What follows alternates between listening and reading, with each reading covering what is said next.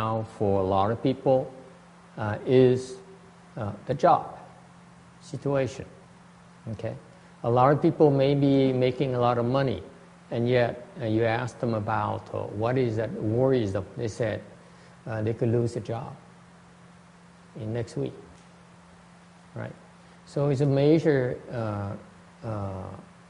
source of concern for people, the job situation. For some others, it's some health concerns. For example, this week, I talked to someone who called me out from the blues from San Jose and asking me about her sister-in-law being very ill, have some kind of peripheral leukemia, which is very, very difficult to cure. So now the whole world stops for her, and now it's about learning how to cope with that. So we have different types of stress that we need to learn to deal with. And that's part of growing up. That's part of life. The stress is only a manifestation of what? Our worries. Okay? So it is important, if you want to deal with stress, that is, you need to recognize that the effect that stress has on you. Okay. Cái tinh thần căng thẳng đó, nó có những cái triệu chứng. Đó. Trước muốn đối phó với tinh thần căng thẳng thì phải nhận ra cái triệu chứng của tinh thần căng thẳng. What are the signs of stress? Number one, we talked about the first week we started. Stress makes you breathe, makes your breath shallower. That's the first sign.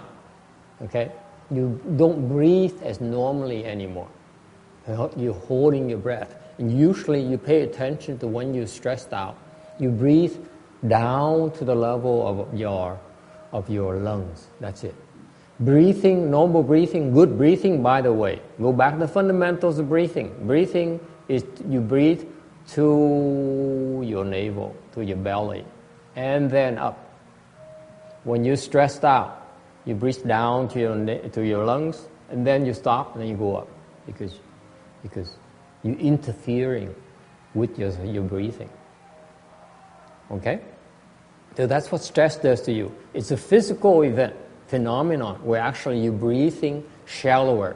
So as soon as you're aware of that, you're aware either you're stressed out mentally or you're aware your breathing is shallow, that means you're under stress. So what you do is you naturally go down to your navel, concentrate on your breathing. Focus on your navel as the way we teach you. That's all you have to do. Don't focus on the stress. Just focus on your navel. Put your mind to work on your navel. Concentrate on your navel. And naturally, your breathing will then become normal again. That's all you do. You do not meddle with your breathing.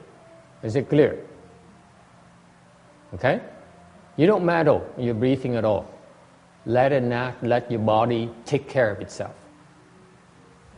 Allow your body to take care of itself. Alright? Tinh thần căng thẳng thì quý vị để ý là cái hơi thở mình nó cuột lại. Hơi thở cuột lại có nghĩa mình thở, thường mình thở là thở tuốt tới bụng luôn. Nhưng đều khi mà tinh thần căng thẳng thì mình thở chỉ ngừng lại nó cái phổi mình đó. Cái hơi thở nó ngắn hơn nhiều. Thành quý vị mà ý thức được như vậy thì nên biết rằng nhận là mình đang bị khủng hoảng tinh thần, đang bị căng thẳng. Quý vị chỉ cần muốn đối phó nó rất dễ dàng, chỉ cần nghĩ tới cái đan điền mình, nghĩ tới cái lỗ rốn mình là tự động sẽ thở tự nhiên lại. Muốn đối phó với cái hơi thở đó, nó đừng có can thiệp với nó, chỉ cần chú tâm nơi cái đan điền, nơi cái lỗ rốn, tự động sẽ thở tự nhiên lại. Okay, any questions about this? That's the first thing you do.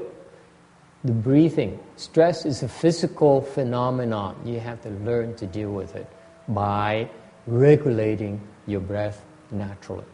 Let it naturally, let it naturally take care of itself. Is it clear? Okay.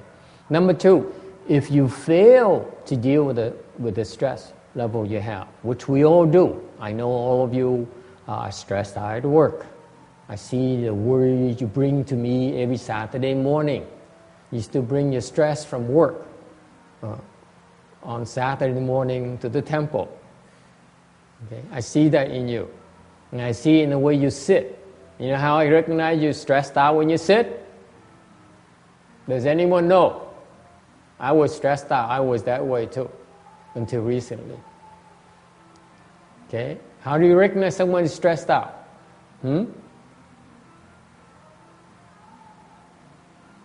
They don't sit straight. It's that simple. They cannot sit straight. They usually, for example, I tell you right now, I noticed I opened my eyes a few times the last session, and I look at people. I see, I recognize the signs of stress right away. They sit and they slump a little bit to the right-hand side or a little bit to the left-hand side. You seen that before? When people meditate?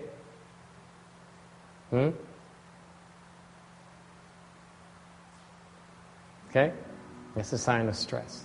People are out of balance. That's why they cannot sit in balance at all. Okay? It's a good thing that when they walk, it doesn't show. Otherwise, it look funny. The whole world would look funny. Agree? If people walk around like, it would not be good for our psyche. But anyway,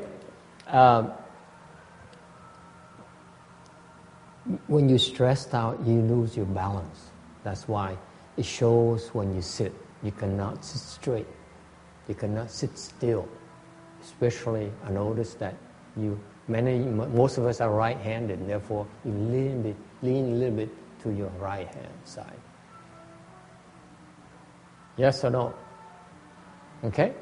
Now, there is a very damaging effect that stress does to our body. You talk to medical people who will tell you it's a flight or flight syndrome. Anyone heard that before? Fight or flight syndrome. Yes? See, I have a nurse here, an RN here, okay, who used to be a fighter too. Okay? She fought with everyone, the doctors, the nurses, the patients, meditation teachers.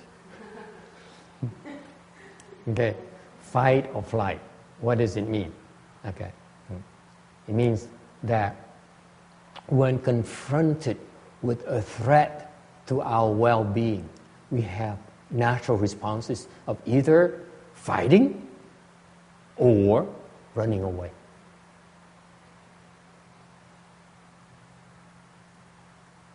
Okay?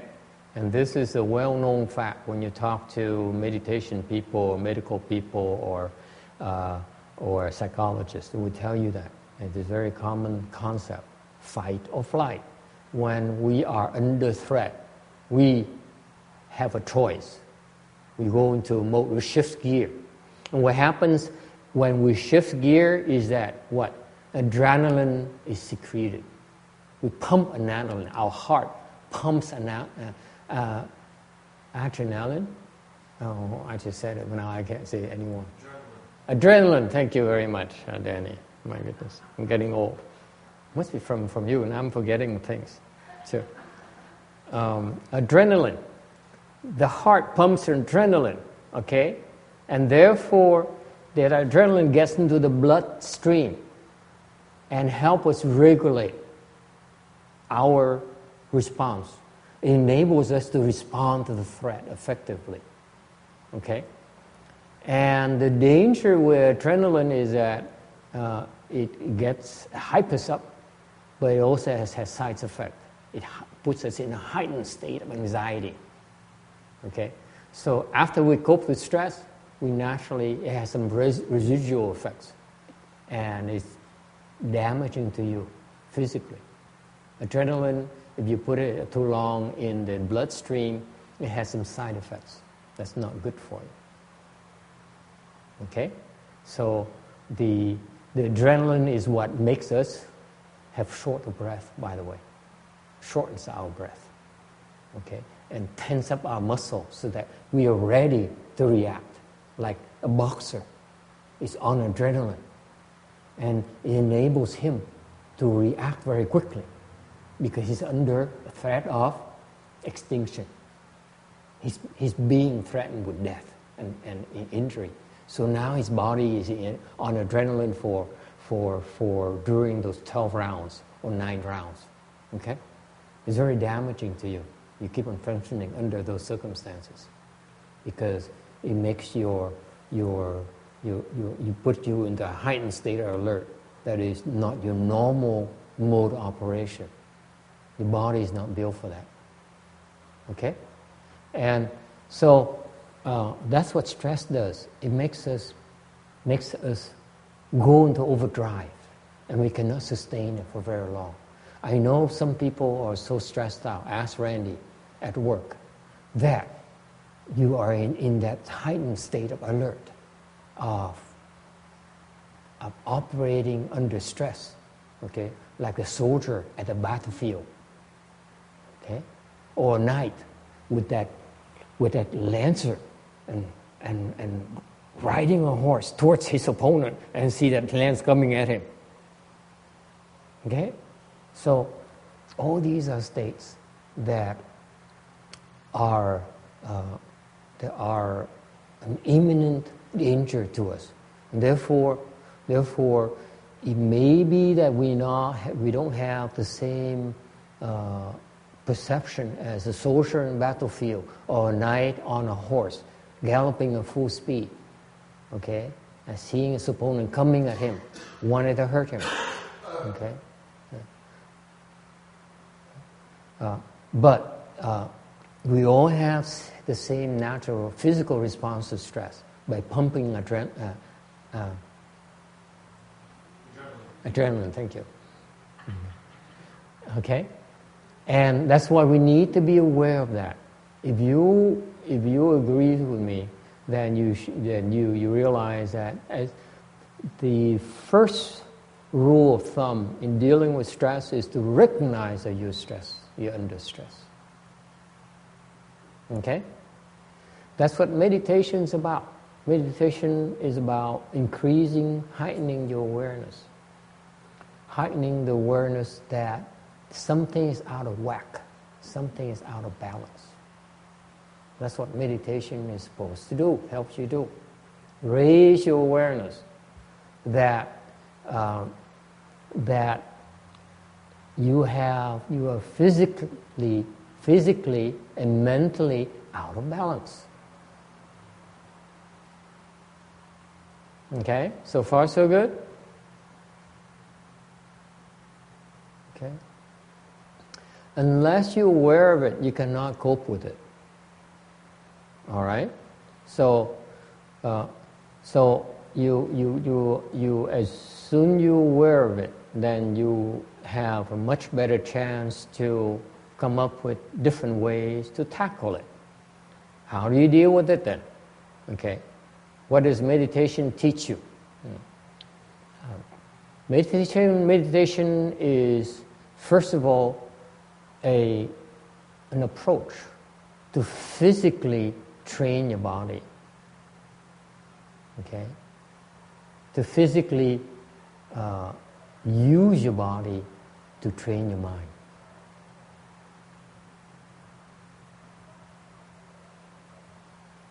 Okay? All the meditation approaches, whether it's Buddhist or non-Buddhist, whether it's Tai Chi, whether it's Qigong, whether it's yoga, they all use the body to get at your mind. Okay? Because what you start out with in meditation is, in training meditation, is, and I can't beat around the bush about this. I don't beat around the bush about this. Is about teaching you to learn to put up with the physical discomfort on your body during the meditation training process. Is it clear? If you think that meditation is a pleasant thing, where you sit there in a chair and then, oh my God, I'm going to fall asleep now. I feel so good today. Okay? Yeah, okay. That is not meditation training. What is that called? Sleep. A much more unflattering term is called self-indulgence. Meditation is hard work, folks. If the reason that meditation works for a lot of people is because a lot of people came to meditation, turned to meditation, why? Because they have a problem. And by turning to meditation, meditation helps them solve the problems very quickly. What's the problem people have? They run out of gas. Sounds familiar? You abuse your body every day. And you run out of gas constantly. What do? You reach for the candy bar. You reach for the big drink, soft drink, which is no longer available in New York City, I'm told. Okay? Talking about stress. You know, now not do I only worry about the sales taxes expiring today on Amazon, the amnesty in China, you know, where I mentioned earlier this morning, and Ginny, that Amazon sales tax amnesty is ending today. That's it. It means everything we buy on Amazon now costs 10% more. So I just placed an order last night for $12.55.74. I have been waiting for 3 months now. I said, no more. I saved myself $100 today. Okay, last night. Okay. So not only are we cope with various forms of stress, now I worry about my friends in New York who now cannot buy big gulps anymore. Anyway, where was I? See, it stresses me out too. I lose track of where I'm at.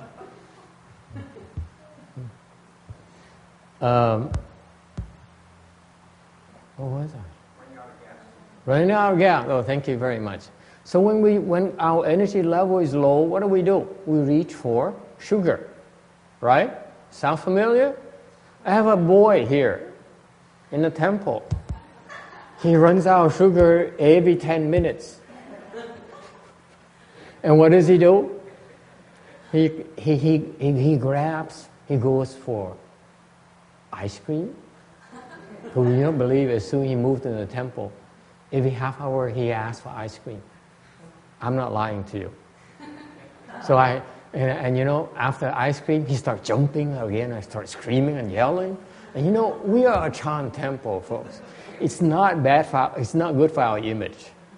They have kids hopping around like that. Do you see him this morning? He's walking around. He has too much sugar every morning. So we reach for sugar. And then we don't realize that. Sugar is excess energy. Okay? And we have to burn it very quickly. And then you keep on become addicted to sugar. Okay? You don't realize that, for example, this week, Roberta helped me trim the hedges. I finally bought a gas hedge trimmer. It's 8 pounds, mind you. When you wheel 8 pounds like this for an hour, okay, with the hedges up there on the fence, you see it looks nicer now, the fence. Okay? So I went up there for the entire day. And it's a teamwork. He says, trust me, just because I'm a monk doesn't mean I don't do physical work. I do physical work. And so I was going like this for the entire day, and you were trimming things, spiny things, thorny things. And Roberta then swooped in right after me to pick up those things and put it in the trash can, okay, for 1 hour. After around 55 minutes, that's what happened. She ran out. She said, this is the first time in my life. I've been with you for 4 years now. And not every day. Thank God for that. She started perspiring. she started perspiring. You know, and I was going like very happy. I said, oh my God, feels good. My goodness, destruction. You want to see it? I will show you my echo, head trimmer.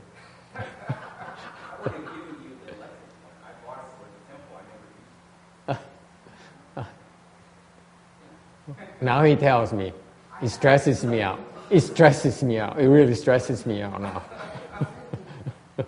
So I went like this. I felt very good. All of a sudden, I realized, wait a minute, it gives some power. What happened to Roberta? I look around. She's nowhere to be seen. So what do? I put it down. I walk around and started complaining because the master is not supposed to complain. So I started picking it up myself and put it in the garbage bin and cursing to myself. Oh my God, I thought you cannot find reliable help anymore nowadays. I have a man who helps me out doing this physical work. Now he's in Switzerland enjoying himself.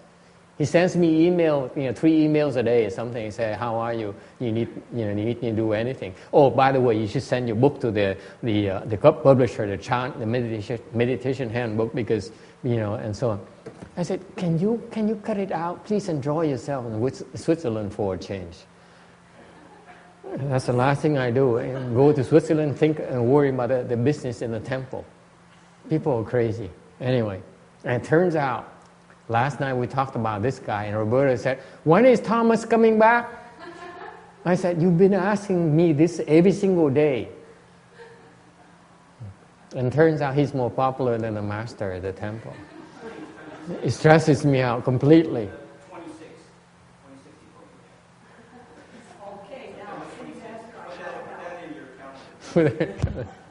Anyway, don't think I'm oblivious to stress. People stress me out constantly. Now I just found out I just bought a head trimmer for nothing. I can't even return it after I use for an hour. It becomes used. Anyway, where was I? So we get stressed out and we use sugar. We don't realize that I was starting to tell her about Roberta that I was working, and then 10 minutes later she came out, okay, and she said, oh, I don't think that I deserted you. Well, temporarily, she said. She said, but then she told me that she was sweating and she was feeling faint. And I said, you know what that is? Does anyone know? Does anyone know what that is? Huh? Close. Dehydration is very hot. Yes, what else is it? You have to recognize what? Diabetes. Diabetes, this is what diabetic people go through. When the blood sugar runs low, okay, this is when they start to perspire and they start to go crazy. They're going to pass out. If they don't get sugar into the bloodstream, they pass out and they could die. You know that? And that's what happened to her. I think she's becoming diabetic. I've been worried she's going to have a stroke. Now she's signs of being diabetic. Speaking of stress, and people are going to blame it on me as well.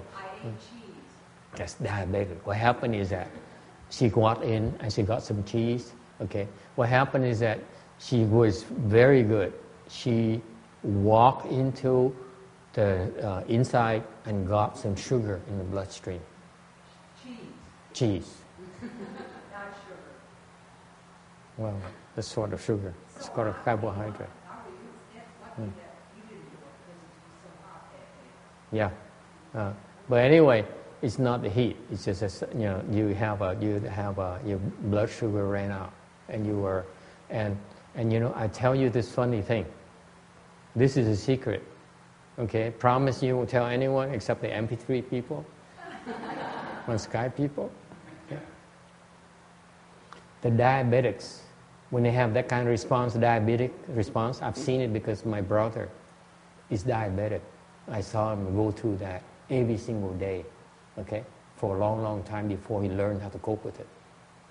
Okay, how? By having candies or cane sugar everywhere around the house. Okay, that's what you do. But what you find out is this is a secret.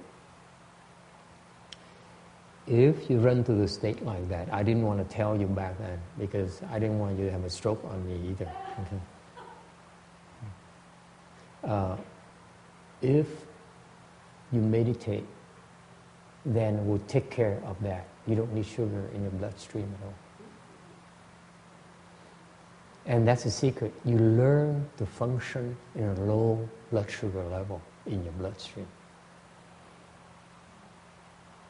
That's when you learn to cut out all the unnecessary activities such as thinking. This is why during a ChanQi, okay, we eat less. We reduce our sugar consumption, okay, and we eat even less. And what it means is that, and we meditate all day, and what it puts us in a state of mind where we actually are operating on a very, very low sugar level. So we cut out physical activities, and we find ourselves in a heightened state. Heightened mode of operation enables us to go with very little sleep, very little food, okay? And in that state, you are forced to cut out all the unnecessary activities. You go into a survival mode, okay? And that's when you don't think anymore. We have a lot of secrets in training and Chan that people don't realize. Okay, this has worked for the Chan meditation people for thousands of years. Okay, so these are the things that are passed on by master to master, not that. Master to master, teacher to pupil, and that's why these are very specialized training for a purpose. Okay, and if you're into a low blood sugar level, okay, you cross your legs, you meditate, okay? Instead of loading up on sugar, you take a little bit of sugar for your own protection, okay? That's a good thing. But you cross your legs and meditate, then you meditate better. You learn to function much better. That's when your mental activities, thank you very much, your mental activities are so much reduced, okay?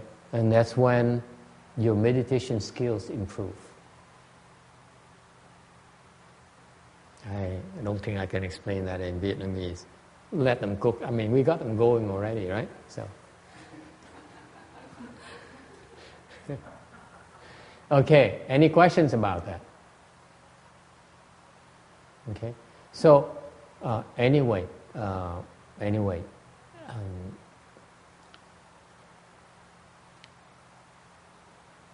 It's important. I bring out all these aspects of meditation to tell you, to explain to you why meditation is very effective at helping people cope with stress. It's effective because it is a method, a way, a skill that you develop, okay, in what? In reducing your thinking. You're stressed out because of what? Because of your worries. The common denominator in all the stress, types of stressful situation people experience, has the same thing. You worry about something. Am I correct? You worry that he's going to leave you and not love you anymore. Okay, I'm bringing it up because I talked to a lady who sells Buddhist supplies, And she's older, of course, and she says her husband left her a long time ago. And he took away the house. He took away the money. He went for a younger woman. And then they cheated him out of the money, so he came back. And all they have left together is a store, that shop that sells Buddhist supplies, statues, incense, and stuff like that in Arcadia. And she says now he wanted half of the store because he never got divorced.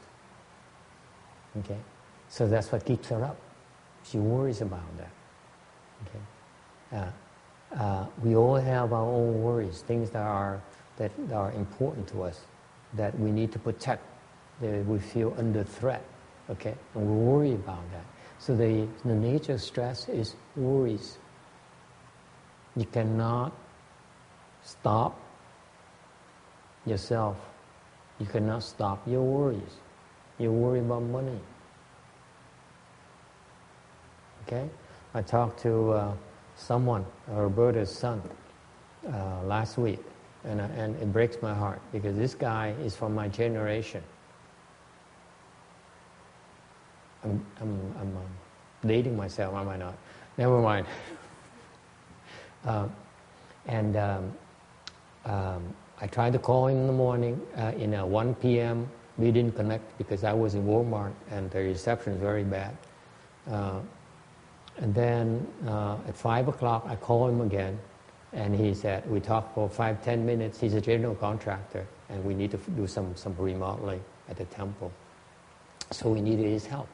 And he said, can I get back to you? I'm with a customer right now. I said, okay, there's no rush at all. I said, so call me back when you're done. He said, yeah, give me 15 minutes. I'll be done in 15 minutes. And guess what?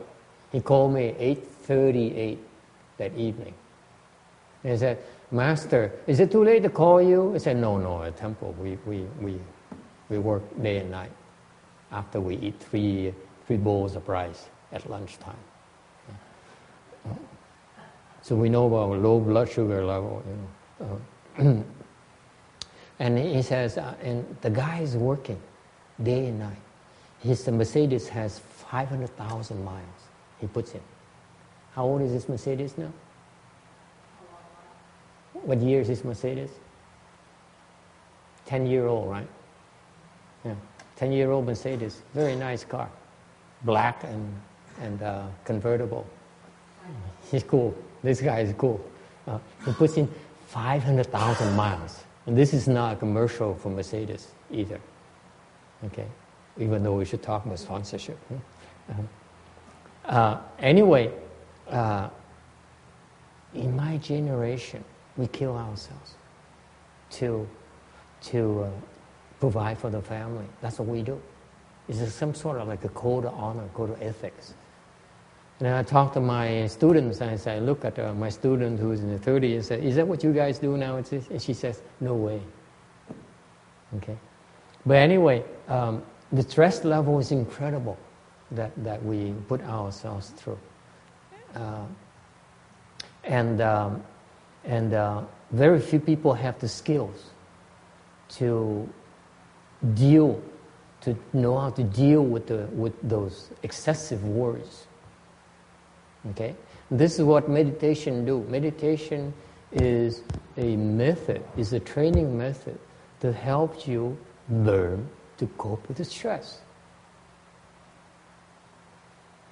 Okay? By learning to stop worrying. That's all you do. The only way to deal with stress is to stop worrying. You don't need to write a thesis about it. You don't need to spend 3 hours talking about it. All you have to do is to stop worrying. That's how you deal with stress. Okay? So meditation is not only a set of expedients or methods to help you stop worrying, but also the good meditation approaches, okay, will also help you effectively deal with your sources of stress. Am I making sense to you? Because the worldly approach is that they say, let me charge you $25 per session to teach you how to deal with stress. Okay? What we're doing is we're teaching you to deal with the symptoms. We'll keep on coming back. Okay? So that's what nurses and doctors do, and dentists do. They, am I right, Randy? You fix the symptoms. You don't get to the root of the problem. You fix cavities. No, we try to get to the root of the problem. Yeah, right. No, they don't comply. I'm not kidding. I agree with you, precisely. It's not that we don't, at the school we spend 4 hours in nutritional counseling, anti-cessation of tobacco use. Do you know how many people are successful? 0. It's like your China class. It's about the same. What do you mean? My China class success rate is pretty high, mind you. Yeah, I see the students always swarming to return and break in here. It's like every Saturday morning at 8 o'clock, the line is already outside. Yeah, right. No, I don't think so. There is, I resent that. It's hard enough trying to sit here and try to talk intelligent and try to pretend to make sense. You don't need to make me feel inadequate. That stresses me out too.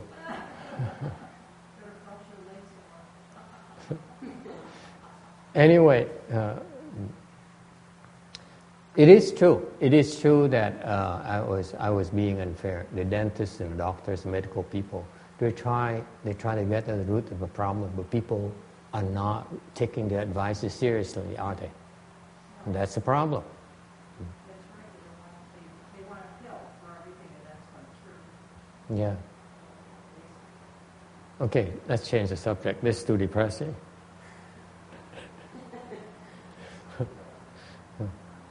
Okay, so anyway, let me tell you, if you are really, let me close today by, because I'm stressed out. I don't want to talk anymore because someone just criticized my Chan class. I don't feel like talking to you anymore, so I close it out. I'm very moody too. Okay, let me simplify the process for you. I explain to you why Chan is meditation is a very effective way to deal with it. Because in meditation, the first skills to develop is the awareness of inside and outside.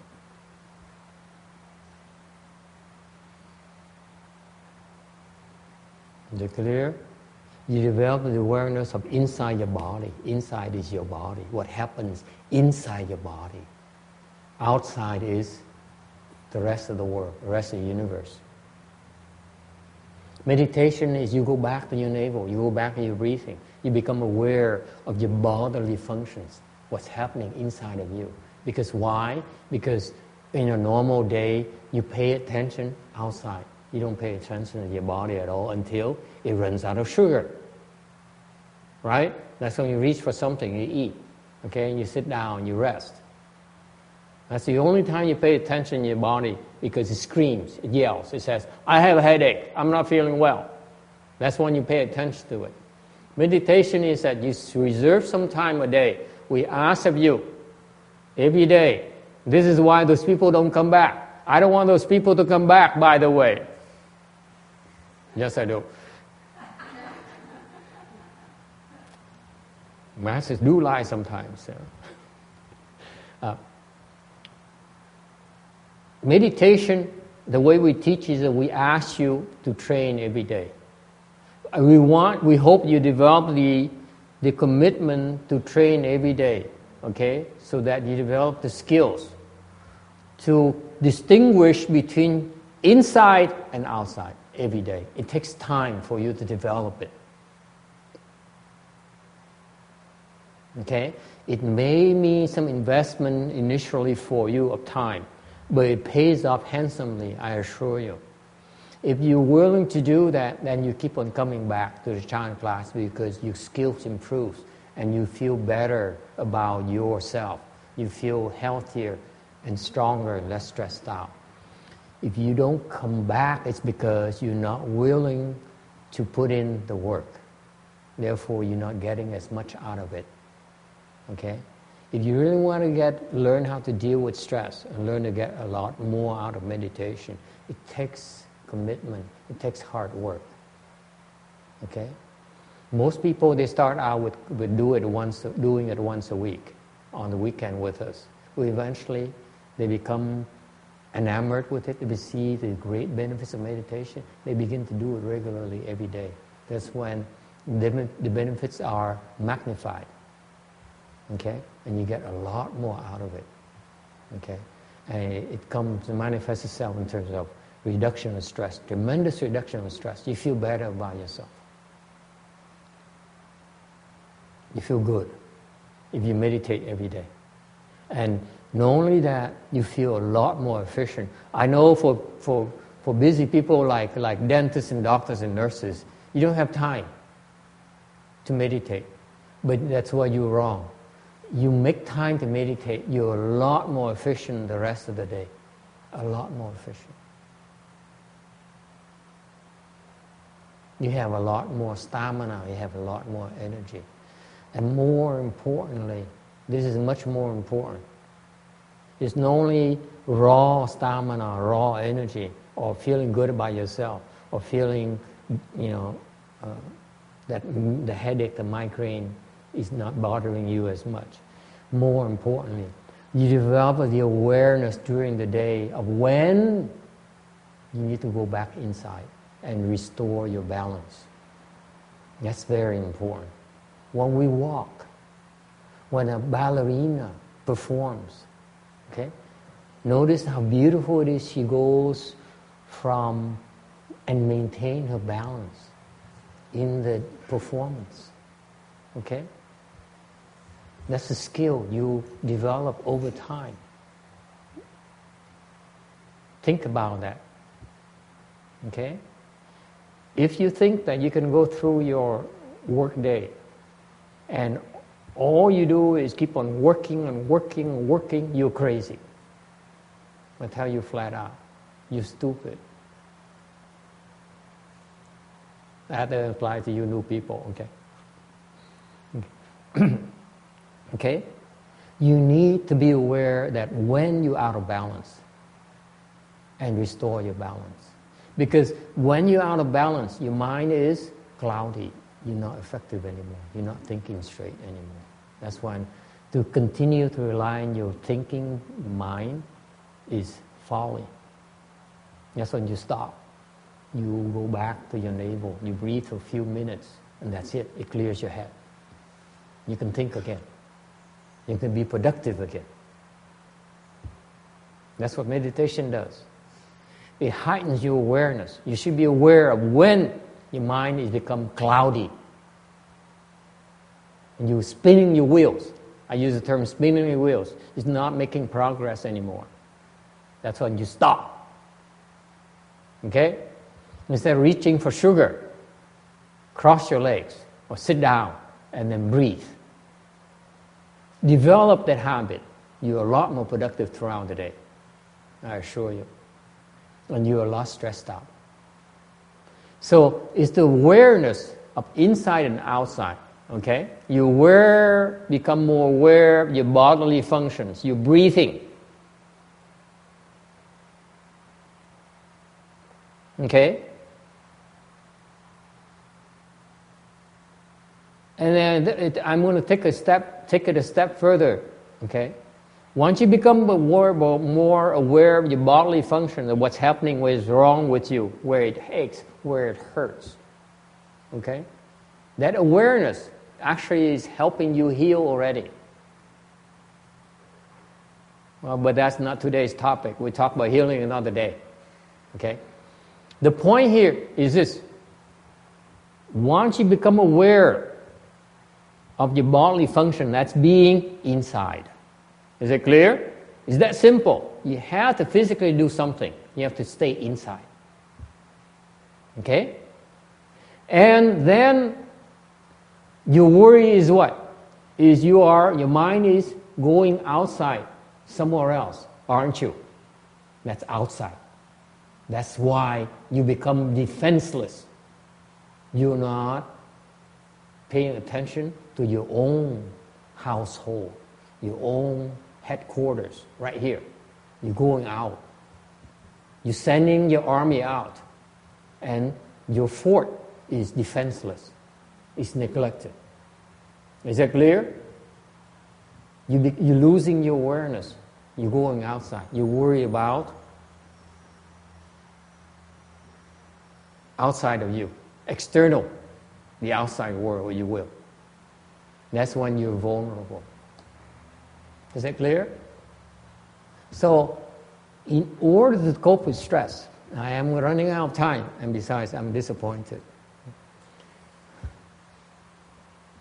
I wanted to talk more, but since people are not interested in listening. Anyway, so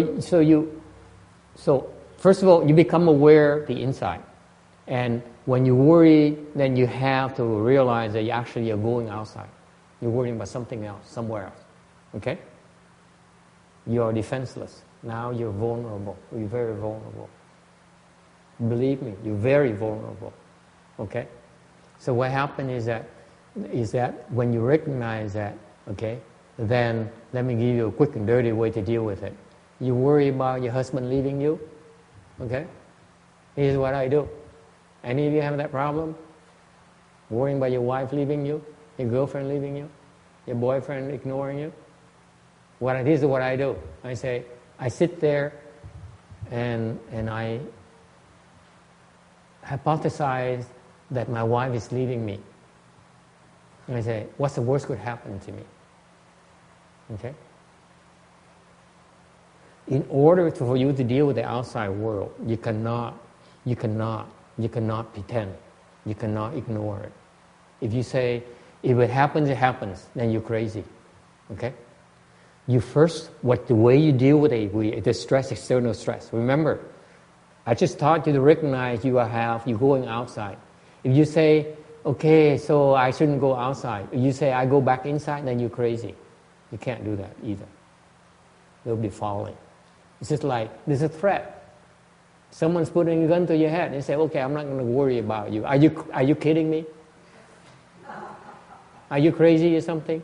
Chan people are not like that. When people put a gun to our head, say, uh-oh. That's the first thing we do. The second thing we do is what? I imagine the worst scenario possible. I say, what's the worst thing that will happen? You pull the trigger. What's going to happen to me? I go to the Pure Land. Whoopee! Okay. My point to you is that when you have a worry, okay, you cannot afford to ignore it. The way to deal with your worry is to face it. And you say, what is the worst thing that could happen to me? And you analyze it and say, how am I going to cope with the worst thing that could happen to me? Okay? You sit down and you use your brains. Don't think that Chan people don't use their brains. We use our brains when we're supposed to. When you have to solve a problem, you have to think about it, use your brains. Okay? How am I going to fix this problem here? Okay? You have to analyze the problem and say, what is the worst that could happen to me, and prepare yourself to deal with that. Okay? So she leaves me. My wife won't love me anymore. I find someone else to love. Okay? We will always find a way to find answers to our problems. Okay? But once you look at the worst scenario, okay? My wife won't find me attractive anymore. She will find a younger man. Okay? The bodyguard, I heard. Is that all you do, reading the news? That's a private joke. It's Heidi Klum, is that her name? Her ex-husband is complaining she has an affair with their bodyguard. He says, have some class. She says. Anyway, that's what I do before I give a Dharma talk. I read all the news. Anyway, so what happened is that in order to cope with stress, you look at whatever is threatening you, and then you decide to analyze what's the worst scenario is going to be. Is it clear? And you prepare yourself for the worst scenario, and then you can drop it. Is it clear? Once you prepare yourself, okay, so what, I run out of money next week. My mother will put me out. She said, I'm ashamed of you. And my boyfriend says, I find a richer woman. And so on. And then what? So what? I go to the temple and become a nun. Not for everyone. Okay. But you find your own solution to the problem, to the worst scenario, okay? That's when you can drop it. That's when you say, I'm not going to worry about this anymore. I'm prepared for the worst already. That's it. That's when you go back inside. That's when you say, okay, you go for it. I'm ready.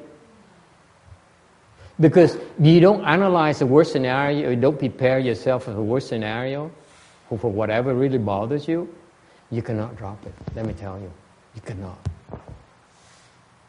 You haven't tried your best yet. Am I making sense to you? In order to deal with stress, okay, you have, let me summarize, in order to deal with stress, you need to look at the problem head on. What is that you are worried about? Okay, is it a loss of a job? What if you lose your job next week? Okay, what's going to happen to you? Well, you draw on your savings. Okay, you call your boyfriend and say, hey, honey, now is the time to loan me some money. I never asked you anything before. How about $20,000? Okay? You deal with it. You analyze this is what you need to mentally prepare yourself for the worst scenario. Okay? To deal with the external threat to you. Then you can stop worrying about it. Then you tell yourself, now I'm prepared for the worst scenario. I don't have to worry about anymore. Let me go back to be myself, to restore my balance. If you don't prepare for the worst scenario, I assure you, you pretend to go inside, but you're still worried about outside. You can't. You cannot fool me. Okay? It's a zero threat, you have to prepare for the threat. Have to be content. This is a key word. You have to be satisfied that you did your best to deal with the worst that could happen. Then you can stop worrying about it by going back inside. Am I making sense to you? That's how you deal with stress. Okay? No need to take any medication. No need for sugar. Okay? That's how meditators cope with it. Is that clear? Okay, now I'm stressed out, totally. So let's go to lunch. Thanks for coming. If you meditate regularly, come back next week. If you don't, it's okay. Have a happy life. Right, Randy?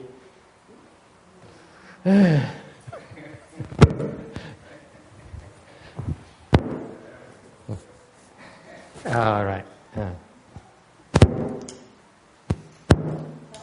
You're welcome to join us for lunch. That's being cooked right now.